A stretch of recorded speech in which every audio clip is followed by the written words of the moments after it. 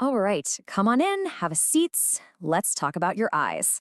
In our little checkup today, we're going to get a really clear picture of what's going on with your vision and, more importantly, how we can keep it sharp for years and years to come. Okay, let's dive in. So, first things first, let's just put this all into perspective. You see that number? That's over 12 million people in the US alone who have some kind of vision problem. But here's the real eye opener. A huge, huge number of these cases are actually preventable. So I've got to ask you straight up, how are your eyes feeling lately? Do they feel tired, maybe a little dry, or just strained after a long day staring at your computer or your phone? If you're nodding along, trust me, you are not alone. It's probably the most common thing I hear all day long. So here's our game plan for today's little consultation. First, we'll talk about some common vision problems. Then, we're going to dig into what's actually causing them. After that, we'll build a healthy vision plan just for you, and then I'll leave you with one final, really important piece of advice. Okay, so let's start with the diagnosis. Figuring out exactly what might be happening is always the first step to feeling better, and of course, seeing more clearly. This right here is probably the number one issue I see these days, digital eye strain. And it's not just one thing. It's like a whole collection of symptoms. So if you're getting those nagging headaches, or your vision gets kind of blurry after work, or you have that gritty, dry eye feeling, well, it's a pretty safe bet your screens are the culprit. Next up is something a bit more serious, glaucoma.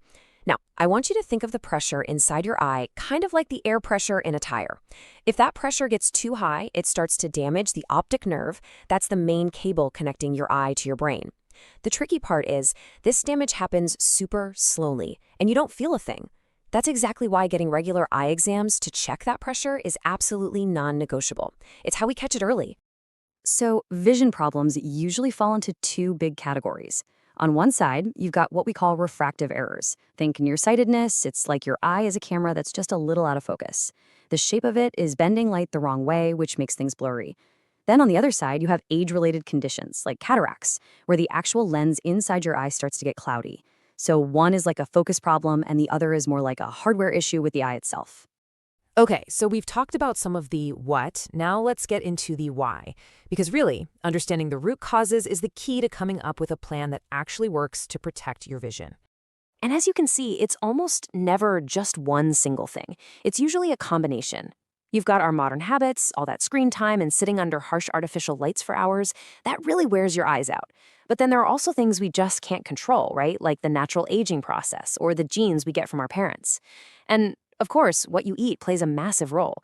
If you don't have the right nutrients, your eyes can't function at their best. Even just not getting enough sleep can affect your vision. Now for the best part. Let's talk about what you can actually do about all this. I want you to think of this next part as your personal prescription, your action plan for taking care of your sight starting today. Okay, if you only do one thing we talk about today, please make it this, the 20-20-20 rule. It's so simple, it's easy to remember, and it works. Just set a timer on your phone or computer. Every 20 minutes, just stop, look away from your screen at something about 20 feet away, and just hold that gaze for 20 seconds. That's it. This tiny little action lets your eye muscles relax and gives them a much-needed break. Now, on top of that amazing rule, here are a few more things for your to-do list. When it comes to food, really try to focus on leafy greens, like spinach, fish that's high in omega-3s. And yeah, your mom was right. Carrots are genuinely good for your eyes. Also, make sure your workspace has good lighting so you're not straining. And, I really can't say this enough, get regular eye checkups.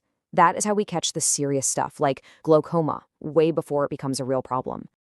We're just about done with our checkup. But before you head out, I want to leave you with one final, really crucial reminder that I share with pretty much all of my patients.